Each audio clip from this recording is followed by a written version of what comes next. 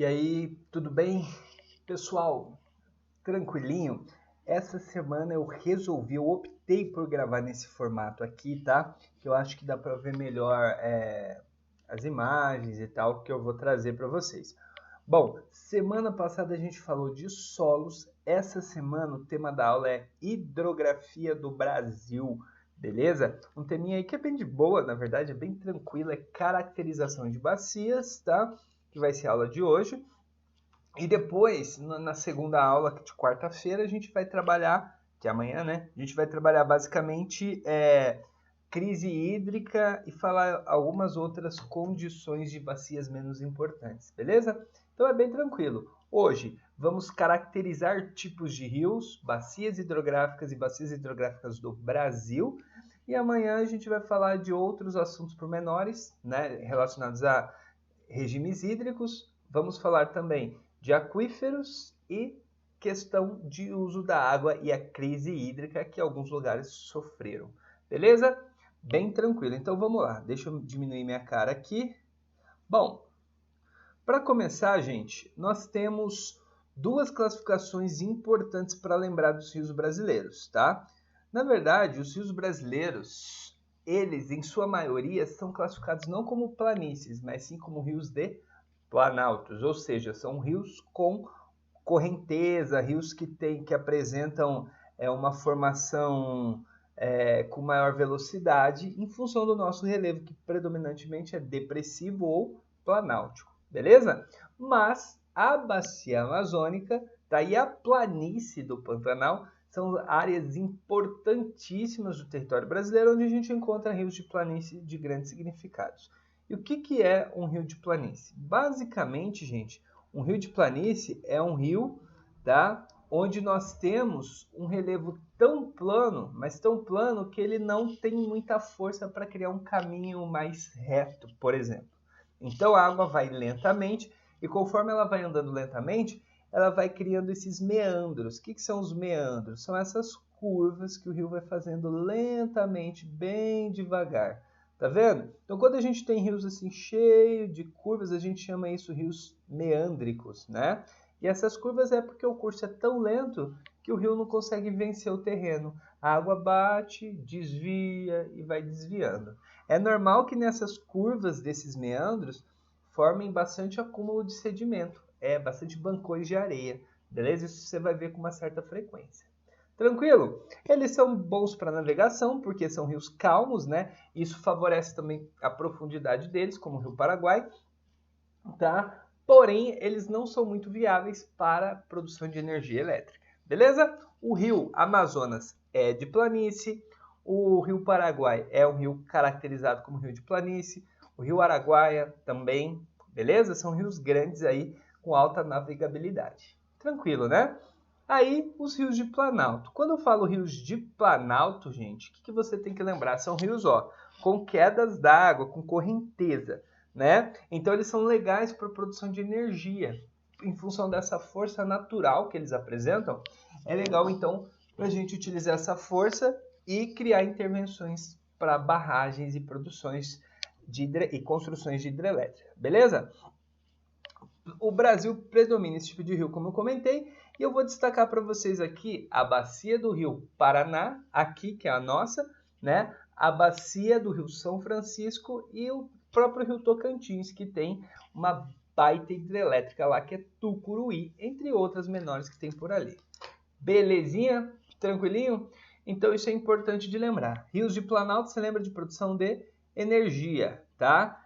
Beleza? E como que eu faço para navegar nesses rios de Planalto que tem correnteza? Bom, dá para navegar, mas eu preciso fazer intervenções. Um exemplo disso, bem sucedido, é a hidrovia Tietê-Paraná. Pois é, a hidrovia Tietê-Paraná, que foi construída ali para interligar São Paulo, a região de São Paulo, interior de São Paulo, até a Argentina, pelo Rio Paraná. Legal, né? Quando isso está funcionando muito bem, é muito interessante esse processo. Belezinha? Então vamos lá. Como que eu faço isso? Criação de eclusas. O que são eclusas? Eclusas, gente, são nada mais, nada menos que elevadores de navios e barcos. Como assim, professor? A eclusa, né? vamos supor que um barco está chegando numa parte mais baixa, precisa ir para a parte mais alta do rio. Ele chega, estaciona, é fechado umas portonas gigantes, eles enchem esse compartimento de água, o barco vai subir naturalmente, e aí quando ele estiver no nível do rio mais alto, ele continua a viagem. Beleza? E o inverso para descer, tá? Obviamente que a engenharia não é tão simples assim, mas a ideia é essa, tá? A gente tem várias eclusas nas hidrelétricas aqui, inclusive na fronteira do nosso estado, né? Beleza? Para permitir a passagem de navios. Certinho? Então vamos lá. Vamos falar um pouquinho agora da estrutura de um rio, que isso é legal lembrar. Tem uma série de nomezinhos que a gente precisa recordar. Bom, para começar, tá? Eu vou utilizar aqui para vocês a ideia da vertente, tá? O que é a vertente? A vertente, gente, é essa parte aqui mais alta, beleza? Por exemplo, a vertente é a área mais alta que quando chover aqui, vai escoar para onde? Vai escoar para o leito do rio, beleza? Então, pensa assim, a vertente é a parte alta, seca da bacia, tá? Do rio, beleza? Aqui o fundinho do rio, esse fundinho aqui, ó, é o talveg que a gente fala, né? Que é a parte mais profunda do leito, beleza? Essa parte mais profunda do leito do rio, né? Ela é importante, por quê? Porque ela vai dizer se esse rio vai ter uma capacidade de reter mais ou menos água. Quando você tem um rio muito poluído, com muito sedimento, essa talveg aqui vai sendo acumulada aqui embaixo por sedimentos e o rio vai naturalmente ficando o quê? Mais raso. É o que acontece com o rio Tietê lá em São Paulo. Se você passar lá em São Paulo, na margem do Tietê, você vai ver umas dragas enormes, umas barcaças tirando, cavando esse fundo do rio, né? Para aumentar essa talveg, beleza? Para o rio comportar mais água. Bom, aí eu tenho o leito menor, né? Que é quando está na seca, ele vai ficar aqui nesse nível, tá? Eu tenho o leito principal, que é quando ele está normalzão, beleza? E eu tenho esse leito aqui que é importante, que é o leito de inundação, beleza? Que ele chama aqui de várzea. O que é o leito de inundação? É aquela parte que a via de regra está seca. Porém, quando chove muito e eu tenho inundação, essa parte vai ser ocupada por água. Logo, esta várzea, essa área de várzea em torno do rio, precisa estar livre de ocupação. Eu não posso ocupar essa várzea. O ideal é ela que tenha vegetação natural para reter a água e ter espaço para o rio poder inundar à vontade. Beleza? Então, essa área de inundação, se tem vegetação, ela ajuda a não ser tão grande a inundação. Quando eu tenho concreto, essa inundação vai ser maior e o estrago também vai ser maior. Beleza? O que acontece? Ó, presta atenção. A gente vai falar disso melhor amanhã, né? Quando eu tenho uma ocupação irregular aqui nas vertentes, esse leito de inundação tende a subir. E aí eu tenho os processos de enchentes. Mas fiquem tranquilos que amanhã a gente fala melhor dos impactos como enchente. Beleza? Então vamos lá. Bom, outra parte importante da estrutura do rio é a foz. O que é a foz de um rio? A foz é onde o rio termina. A gente tem dois tipos de foz, né? É o que a gente chama de estuário, que vocês estão vendo aí, ó. Tá vendo? Esse estuário que eu coloquei aqui para vocês é o estuário do Rio da Prata. Olha que legal, né? O estuário do Rio da Prata é a junção do Rio Paraguai, Paraná e Uruguai. Olha que louco, né? Aqui eu tenho o Uruguai e aqui eu tenho a Argentina. É bem legal você fazer esse rolê por aqui, né? Tá vendo essas manchas que vocês estão vendo aí na imagem de satélite? Essas manchas são sedimentos acumulados.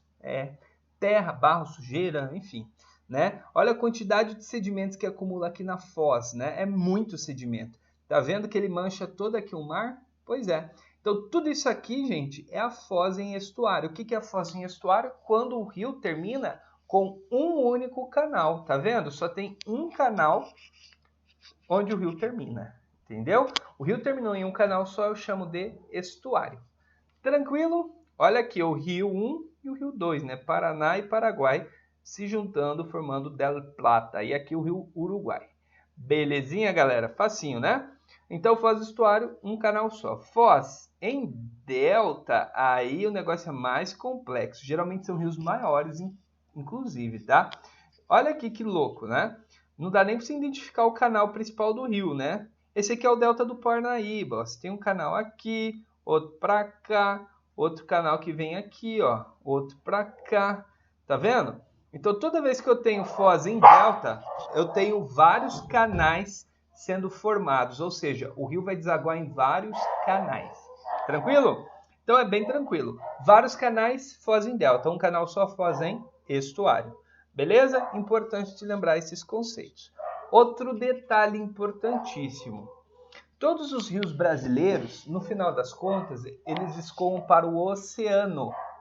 Então, a gente costuma dizer que todos os rios do Brasil são, na verdade, rios exo de fora, reicos, né? Então, o que é um escoamento exorreico? É o escoamento que vai para o oceano, beleza? Ah, professor, mas você está me dizendo então que o Rio Paraguai vai para o oceano? Vai. O Rio Paraguai aqui, ó, vai encontrar o Rio Paraná e formar o Rio da Prata e vir para o oceano.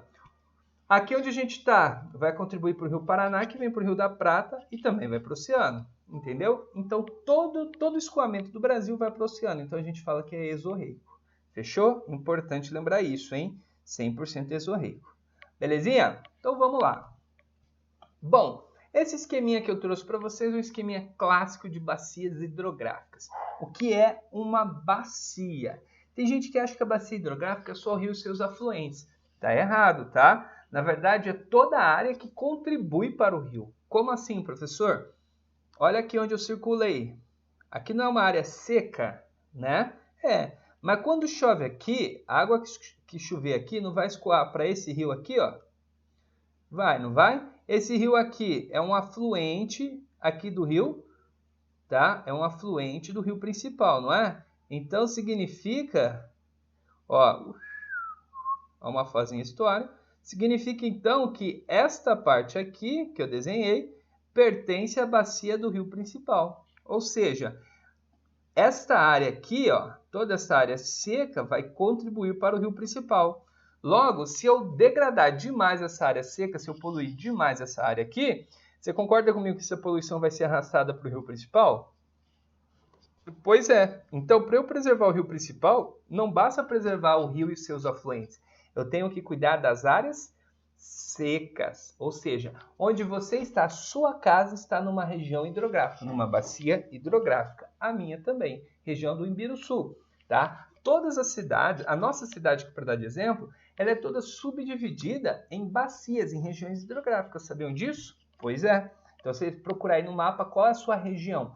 Geralmente, eles vão te dar o nome por regiões hidrográficas. Por exemplo, essa época de pandemia, de controle de saúde pública, eles fazem todo um mapeamento separando por regiões hidrográficas. Região do Córrego Prosa, região do Segredo, região do Imbiruçu, região do Bandeira, tá? E assim por diante. Beleza? Por isso que é importante, tá? Partes da bacia. A nascente, né? Meio óbvio. A nascente, tá? Ela pode ser o olho d'água que você está imaginando, né? Que brota do subsolo, a clássica nascente lá no chão. Como ela pode ser também do degelo de neve, né? Montanhas nevadas, tipo a Cordilheira dos Andes, quando descongela, né? Quando a gente tem o degelo dela, o que vai acontecer? Esse degelo vai produzir, tá? Vai produzir justamente a nascente do rio Amazonas. Interessante, né? O rio Ganges, o rio Amazonas, o rio Nilo, o rio Hindu, tá? Mekong, o rio Amarelo, o rio Azul na China, tá? Olha que louco, esses rios gigantes, que são enormes, todos nascem do degelo, né? De montanhas nevadas. Louco isso, né? Legal de pensar essa ideia, tá? Então, para pensar no seguinte. Se eu tenho nascentes do Amazonas como nivais, como de neve, ou seja, regimes nivais, eu também tenho os rios de regime pluviais, que são o quê? Pluviais vêm da chuva. Então, no caso do rio Amazonas, ele tem regime pluvial e nival. É um regime misto, tá? Aqui no Brasil vai predominar o regime de chuvas, ou seja, pluvial. Certinho? Bom, outro nome aqui que vocês talvez tenham curiosidade é o interflúvio. Quando eu falo interflúvio, o que eu quero dizer? é a parte mais alta, esse pontilhado amarelo, que separa duas bacias. Então, nada mais é do que a parte mais alta que separa duas bacias. Isso é o interflúvio ou divisor de águas. Repetindo, interflúvio ou divisor de águas. Entenderam a ideia? Entenderam, né? Então, toda vez que falou em divisor de águas ou interflúvio, é a mesma coisa. É a parte mais alta que divide duas bacias. Simples assim. Geralmente tem que ser uma serra. Por exemplo, aqui Campo Grande está no interflúvio, sabiam? A gente está no limite, no divisor de águas entre a bacia do Paraná e a bacia do Paraguai. A bacia do Paraná a leste e a do Paraguai a oeste, dividindo o estado bem no meião. Massa, né? Então a gente está no interflúvio. Beleza? Serra de Maracaju. Bom, identificando as características da bacia, agora vamos ver como que é a divisão de bacias do nosso país. Saca só aqui, gente. O Brasil, tá? Ele tem regiões, a gente chama essas bacias grandonas de macrobacias. Macro porque é grande. Ou chamamos também de regiões hidrográficas. Beleza? Ó, nós temos aqui 1, 2, 3, 4, 5, 6, 7, 8, 9, 10, 11, 12 regiões hidrográficas, ou seja, 12 macrobacias no Brasil, ok? Dessas 12 macrobacias, a gente divide em bacias primárias e secundárias. As secundárias são esses caras aqui, ó, tá vendo? Atlântico Ocidental, Atlântico Oriental, Atlântico Leste, Atlântico Sudeste e Atlântico Sul. São essas bacias que vão direto para o Oceano Atlântico. E as primárias, aqui vamos chamar de primárias, são as bacias gigantonas, ó. Bacia Amazônica, Tocantins, Araguaia, beleza? A Parnaíba aqui vamos destacar, tá? A bacia do São Francisco, Paraná, Paraguai e Uruguai, beleza? Essas três caras aqui, ó, presta atenção. Opa, esses caras aqui vão formar a bacia do Rio da Prata, né? Lembra a bacia dela? Plata? Vamos tentar escrever aqui prata. Sem mouse aqui, hein, gente? Por isso que tá feio assim. Bacia da Prata. Olha aí, hein? Você pensou o quê? Alfabetização, hein? Então, essas três bacias são aquelas que eu mostrei a foto para vocês que vão lá para a Argentina e para o Uruguai. Beleza? Legal, né? Então, olha que interessante. Tudo que a gente produz aqui pode afetar a Argentina e o Uruguai. Por quê? É a mesma bacia hidrográfica. Sacaram? Então, isso que a gente vai destacar. Essas bacias aqui. Amazônia, Tocantins, Araguaia, Paraguai, Paraná e Uruguai. Vamos lá. Primeiro, a mais importante, bacia amazônica, nasce lá, como eu falei, no degelo dos Andes. Ela é a mais extensa do mundo e com o maior volume d'água do mundo, tá? A gente está falando, tá, de o suficiente para abastecer o mundo aí por algumas centenas de anos, considerando o consumo atual. É absurdo assim, beleza? Tem o maior potencial hidrelétrico do país. Caramba, professor, como assim? Presta atenção no que eu vou dizer. O maior potencial hidrelétrico não significa que ele é a bacia que mais se produz energia. Ela poderia ser a que mais produz energia, mas não é. A bacia que mais produz energia é do Paraná. É nós, é aqui. Beleza? Por que, professor, não produz tanta energia na bacia amazônica? Simples. Porque lá não tem adensamento urbano suficiente e humano, tá? E produzir energia tão longe para trazer para cá é caro. Linha de transmissão é uma parada bem cara de ser instalada. Então, não é viável economicamente você produzir energia lá no Rio Madeira, no afluente do Amazonas, para trazer aqui para São Paulo. Não faz sentido. Então, por isso que lá ainda não é tão explorado assim esse potencial. Porém, vem crescendo muito, tá? Nos últimos anos, várias usinas gigantescas foram inauguradas ou estão em construção nos afluentes do Amazonas. Outro detalhe, tá?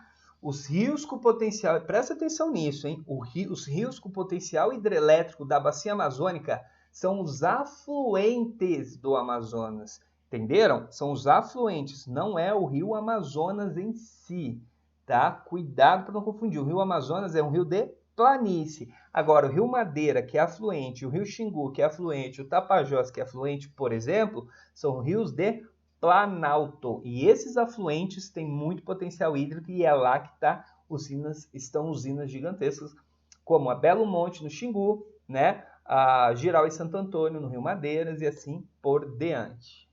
Beleza? Facinho. Tá? É lá que a gente vai ter a maior rede hidroviária do país que está instalada por um motivo bem simples, né? Em várias cidades lá você simplesmente não chega se não for de barco, sabiam? Pois é, não chega. Ou é ou de avião, né? Mas aí é caro, né? E esses são aviões de pequeno porte. Beleza? Então você precisa ir de barco. Então lá, hidrovias são às vezes as únicas estradas disponíveis. Beleza? Não significa que a hidrovia lá tem a maior rede hidroviária porque é tudo muito desenvolvido. Infelizmente, não é por isso.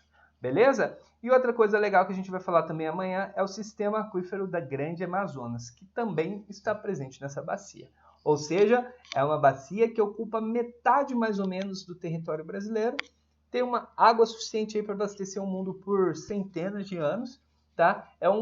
E, acima de tudo, é uma bacia que tem muitos afluentes com potencial hidrelétrico. Por isso que a bacia amazônica é tão importante assim, tão impressionante. Beleza? Tranquilinho? Massa. Então vamos lá, continuando. Bacia Tocantins-Araguaia, presta atenção aqui, né? Olha aqui, ela é a maior bacia 100% brasileira, tá? O que eu quero dizer com isso? A bacia amazônica ela é internacionalizada, né? São 8 países além do Brasil que tem a bacia amazônica. Bolívia, Peru, né? Venezuela e assim por diante, beleza? A que é totalmente brasileira, a maior delas é a Tocantins-Araguaia, beleza? Nasce lá em Goiás e corre lá do ladinho da foz do Rio Amazonas, sabiam? Antigamente eles falavam que era a mesma bacia, colocavam o Tocantins como bacia amazônica, aí depois separaram. Tranquilo? Também tem um enorme potencial hidrelétrico e apresenta a terceira maior usina hidrelétrica em funcionamento do país, que é a Tucuruí, construída para abastecer, sabe quem? É o grande projeto de mineração Grande Carajás. Está lá Tucuruí até hoje, beleza? Perdeu o posto de segunda maior para a usina vizinha ali, vizinha entre aspas, né? Que é a Belo Monte, no Rio Xingu, beleza? Então vamos lá.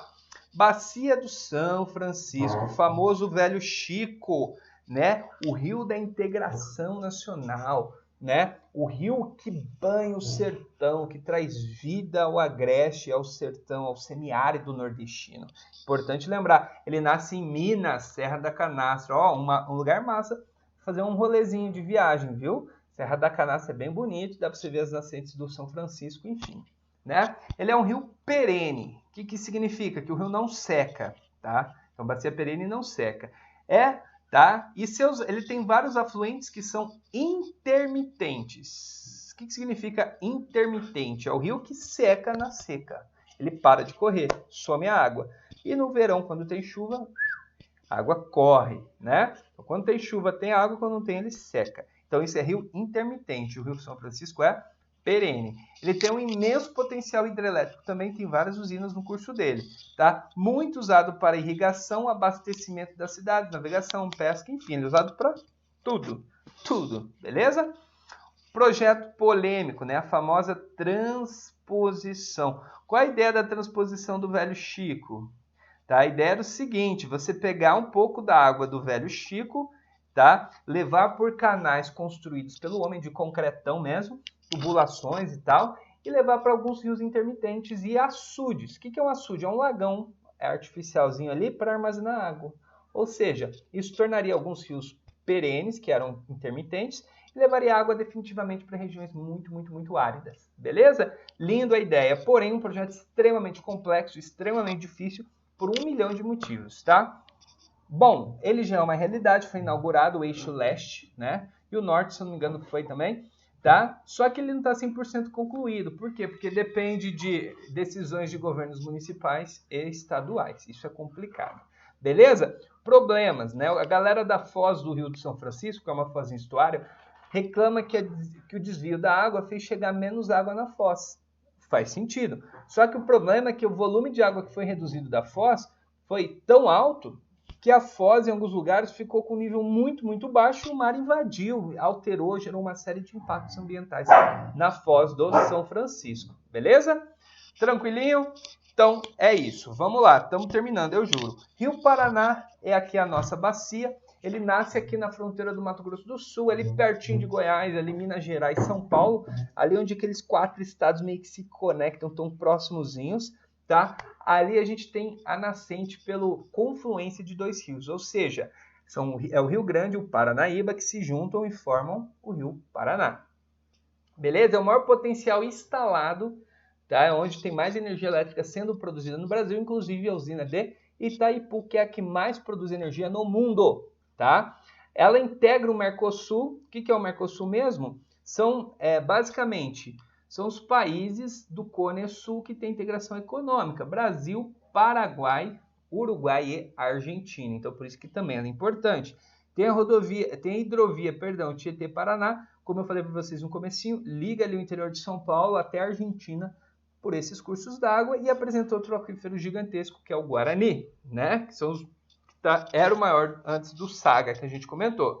Beleza? Principais regiões econômicas do Centro-Sul são banhadas pela bacia do Paraná. É aqui onde a gente está. É a principal bacia econômica do nosso país. Tranquilo? Beleza? Bacia do Paraguai aqui é a do Pantanal, é onde está o Pantanal, não é onde está Campo Grande, cuidado, tá? Só um pedacinho de Campo Grande está na bacia do Paraguai, o resto está na bacia do Paraná, beleza? Nasce lá no Mato Grosso, Serra do Araporé, beleza? E corta aí o nosso estado, separando a gente da Bolívia por um tempo e tal, enfim, né? Ele vai criar a planície do Pantanal, vai drenar a planície do Pantanal. Isso é importante de lembrar, beleza? Bom, junto com o Paraná e Uruguai, forma o famoso Rio da Prata, que eu comentei atrás, que é a Bacia Platina, beleza? As bordas desse rio do Paraguai, às vezes, são de planalto. Lembra que eu falei da vertente, da parte alta? Então, né? Então a gente precisa entender esse processo, né? O rio é lá de planície, mas em volta, a parte da bacia dele é planáltica, né? Ou seja, área de influência. Então, se eu não cuidar do planalto, eu afeto o rio, mesmo ele sendo de planície. Tranquilo? Fácil, né? De boa, essa aula é bem de boa. Certo, gente? As bacias secundárias eu vou deixar para uma próxima aula, senão esse vídeo vai ficar muito longo. Beleza? Como exercício, eu deixo para vocês aqui, ó. Página 766, exercício 1, 2 e 3 aqui da apostila dos senhores, tá? Aproveitem, estudem, tá? E se minha cara ficou na frente de alguma imagem ou de alguma parada aí, me desculpa, eu vou disponibilizar esses slides para vocês, tá? Via Edilson. Um grande abraço e até mais. Fui!